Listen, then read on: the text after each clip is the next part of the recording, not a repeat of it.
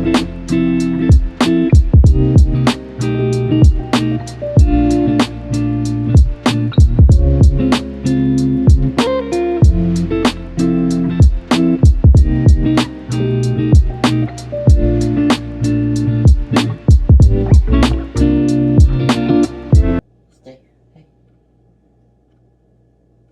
up, what up? Welcome back to another banger of an episode. Today we'll be talking about how to play the Crucible relates to the real world. This is our podcast, Flies and Lies, held by your hosts, Michael, John, and Nala. Whereas you guys already know, we unpack the truth, the myth about literature, and how it connects to human behavior in the real world. Today's video, From Salem to Society, Why the Crucible by Arthur Miller still matters. First off, let's talk about what is The Crucible. The play by Arthur Miller is a deep dive into Puritan Salem during the year 1600s, when, at the time, hysteria was at its peak during the, what they call, witch trials, where the young girls of Salem found themselves gaining power as they began to accuse the other citizens of witchcraft. In the play, we are able to follow the stories of actual people and gain deeper insight on what happened, how it happened, why it should not happen again, but as we know, it all still does. Now, on to you, John. What is a witch trial? The witch trials. What is a witch trial? Well, a witch trial is a legal proceeding or a trial that individuals, but most time were women, were accused of witchcraft.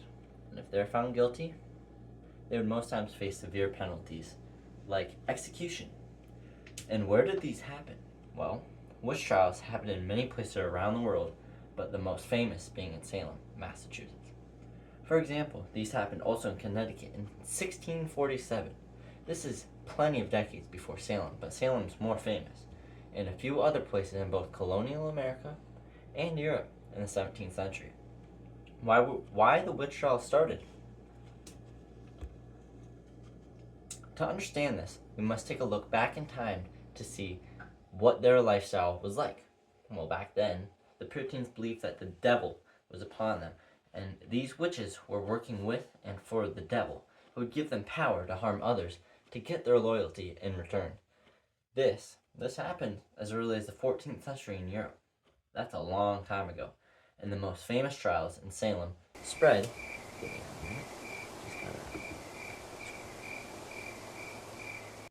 This spread quickly due to hysteria. And hysteria is fear. And the people in Salem kept accusing people of being witches because they had that fear or hysteria that if they didn't accuse someone, that someone would accuse them of witchcraft. During this time, there were also things called witch hunts.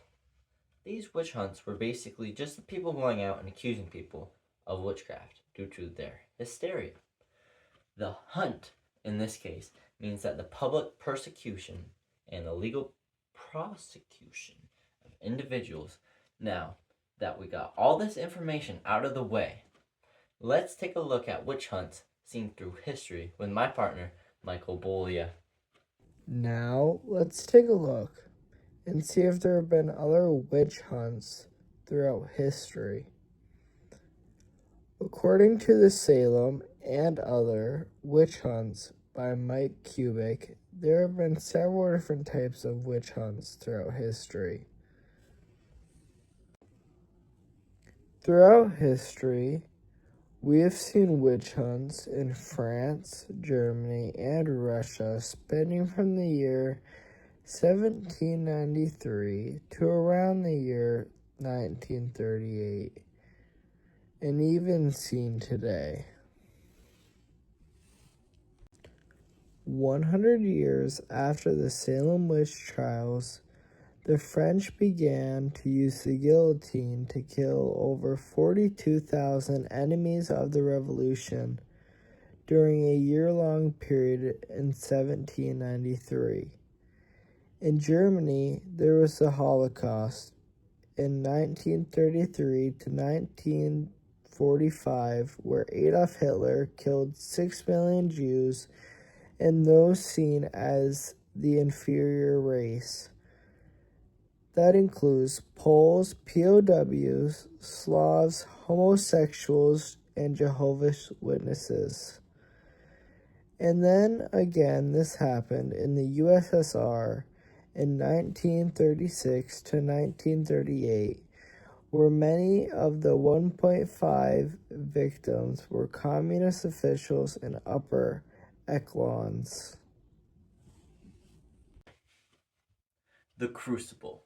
The Crucible was a novel written by Arthur Miller as an allegory for McCarthyism in the Red Scare in the 1950s in America. He used the historical Salem witch trials as a parallel to the anti-communism witch hunt led by Senator Joseph McCarthy. This is why it's called McCarthyism, because his last name, all that. And this novel was wrote to expose the dangers of mass hysteria, irrational fear, and the abuse of power during both historical periods.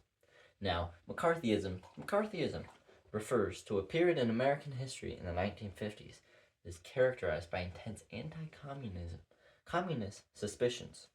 It's named after Senator Joseph McCarthy, as we already know. He led this investigations into alleged communist infiltration of the U.S. government and other institutions. Isn't that crazy? Now, McCarthyism involved publicizing accusations of disloyalty or subversion without sufficient evidence, often using unfair and unsustainable methods to suppress opposition. The Red Scare is similar to this. Now, the Red Scare refers to time periods in America that led to intense suspicion and the fear of communism and other left-wing ideologies, primarily during and after World War I and again after World War II. This fear often led to the suppression of civil liberties and persecution of individuals and groups perceived as threats. Isn't that just insane? Now, for example, during World War II, the U.S. government relocated and interned over 120,000 people of Japanese descent. Now let me repeat that because that's a big number. 120,000 people of Japanese descent. Now one more time just to buy time. 120,000 people of Japanese descent, including American citizens who are Japanese. This is due to the fear or hysteria of internal attack from the Japanese during World War II. All in all, these are all similar time periods which are created due to hysteria, and all partial reasons for the creation of this novel, The Crucible, by Arthur Miller. Now, I'm going to send it right back to myself for a description and in-depth analysis of the power of mass hysteria. Isn't that something? Mass hysteria. Mass hysteria is a very powerful psychogenic illness. This is more powerful than fear. This is when actions are caused by fear. That's pretty bad. These actions during witch hunts were accusations of witchcraft on others in fear of being accused of yourself. Now, that's the definition of hysteria, basically. But, this led to many, I repeat, many executions in Salem and other places. It took them a whole year in Salem itself until the public came to the consensus that this is nonsense and that there's not enough evidence to kill innocent people for this. There's many examples of this hysteria being a big deal and leading to many deaths during even the Red Scare and other times during the witch hunts. Overall, hysteria is a big deal, and it's very powerful as it leads to many severe actions, such as death, and that's pretty bad. Now, as wrapping this up, we can say that this is definitely better than the last episode because it actually happened. So, this is what we should take from it. Today, we learned about the play The Crucible by Arthur Miller and how it connects to the real world. We learned what the Crucible was, including why Miller decided to write a play based on this time and how it was an allegory for McCarthyism and the Red Scare during the 1950s in America. We also went over the definition of what a witch trial is and how it was created out of mass hysteria in the community. We also learned how the women during this time would use it in order to help themselves gain power by accusing others. We also learned about how these witch trials and witch hunts happened throughout history, as well as the power of mass hysteria, the mental psychosis of fear. Thank you guys very much for watching this video, and if you liked it, please make sure to smash that like button and maybe the subscribe button. And if you do that, please turn on the bell so that you don't miss another banger of an episode. And I would also like to give a shout out to my friend Michael and the witch for wanting to record this with me and help me get a good grade. If you would also like me to get a good grade, make sure to comment good grade so that I get very good grades. Thank you. Now, that is all there is to this episode of how the Crucible connects to the real world. Again, we're your hosts, Michael and John, signing off.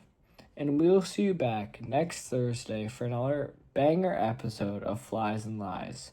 Have a great rest of your week.